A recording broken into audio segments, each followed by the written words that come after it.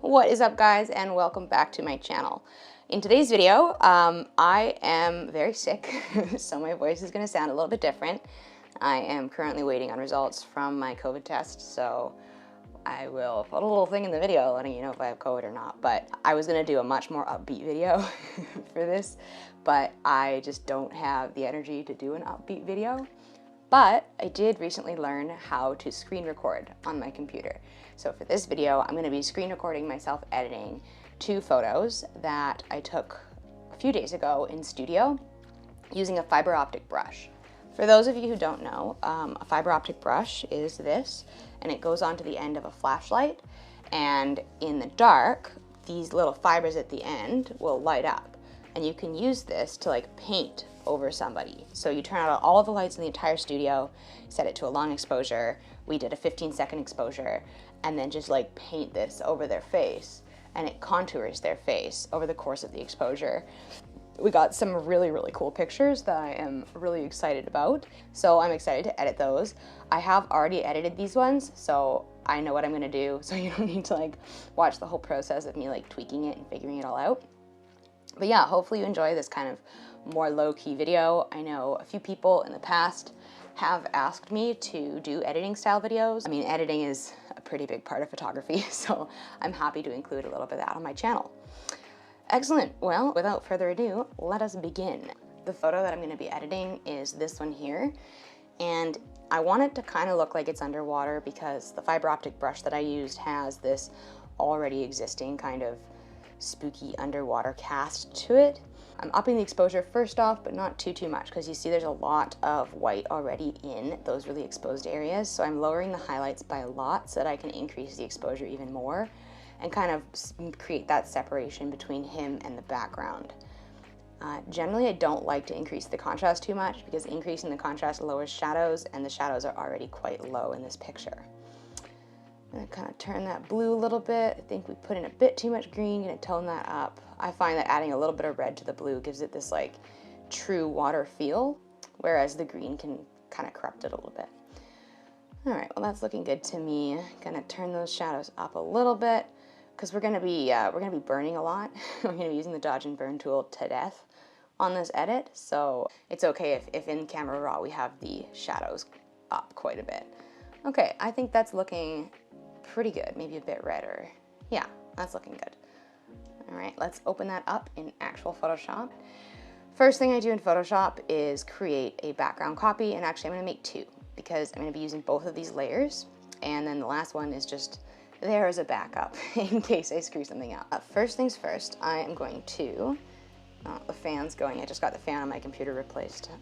It's doing its job. I'm going to use the circular marquee tool. I'm going to hold shift to create a true circle because otherwise you can wind up with an oval. I'm going to place that in kind of a halo around his head. I really like the way that this looks. I've been doing this edit a lot recently. But you know what? When I find something that works, I use it until I use it in the perfect spot, and then I stop using it. Okay, I'm going to use the dodge tool on the inside of this circular marquee. I'm going to tone down the exposure a little bit. I'm going to dodge the midtones kind of around his head. I want it to create this sort of glow outwards effect. All right, that is looking decent. Give it a little bit more glow, just kind of on the edges here. Good, that looks fine. Then I'm going to go back up to the circular marquee tool, and I'm going to select inverse. So this now selects all of this area. I'm gonna go into my burn tool, and I'm just gonna burn the crap out of pretty much everything. I'm not gonna burn shadows because that's gonna turn it very dark very quickly, and I want a little bit more control. So I am burning midtones here, and I'm just gonna go over the entire image, burning all of the midtones. I really like the way that this translates in this area because it just burns in between the fiber optics and it doesn't burn the fiber optics themselves, but it does create a bit of difficulty when it comes to blending the circle in, but you'll see that in a second. Okay, so I think that might be a bit too dark. How's that? Yeah, that's pretty punchy. Okay, happy with that. So now I'm gonna go into my eraser tool, and you see how there's like this harsh line kind of around here? I don't love that, same with up here. So I'm going to use the eraser tool at 50%, and it's going to be super feathered. You can see it's like maximum feather. And I'm just going to kind of erase this gently so that we don't have that hard line there. But we still want it to kind of fade out. You know, we want it to look like most of the light in this picture is coming from his head, which it is. When I did the exposure on this, I tried to make it look like his sunglasses were on fire or something, and it kind of got there. I'm just gonna erase, that might be a bit much. Actually, no, that might be a bit much. I'm gonna erase a little bit on his hand because I can see that there's a bright point there and I want that to shine through. I really wanna preserve all the bright points because those are what, you know, kind of indicate light in the photo. There we go, that's looking good. And I'm also gonna erase around his head because we had dodged that area, remember? Okay, that's looking good. Yeah, all right, that's looking sweet. I'm gonna erase this part as well. I'm gonna go back into my lower eraser setting because I find that if you start out like right out of the gate at 100%, it can be harder to blend it. Okay, that's looking nice. Yeah, I figured I would just do like a really easy tutorial. I mean, sometimes I can get really in my head when I'm editing these things, but this was an edit that I figured out early on and I was just like, hey, this looks good, and it doesn't take too long. Okay, well, I'm liking how that's looking so far, but let's try some color balance stuff. Add a bit more red in there because the blue is a little bit dominant right now, which it should be. It's underwater, but I just want to screw around with that a bit. Yeah, that's looking good. Let's screw around with the crop. Oh, which might be a little bit risque. There's a little bit more that I could do to play around with the crop a bit, but honestly, I think I'm pretty much happy with it. I had cropped this a lot tighter the first time I did it, but because I already have a tight cropped version, I think I'll leave it a little bit looser. I like that you can see his hand down here.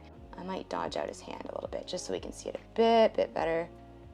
Not too much, but I want it to be a focal point because he's got these really nice rings. Plus it helps to balance the image a little bit. We're gonna dodge this out as well. Yeah, it's mid-tones, that's good. All right, yeah, that's looking pretty punchy. That's pretty much what I had in mind for this edit. That's pretty much what I did before. Cool, done. Very happy with it. I think it looks sick. He looks like some kind of villain. Yeah, so that is our final image. Thank you guys so much for watching. I hope this was interesting. If you'd like to see like some behind the scenes of me getting images like this, let me know because I could make another video called painting with fiber optic brushes or something like that. I meant to get some behind the scenes footage of this, but it all turned out black, shockingly. So that didn't work. I'm sure I could figure something out if you guys are actually interested. So yeah, thank you guys so much for watching. Take care, stay sharp, and don't forget to keep shooting. Bye guys.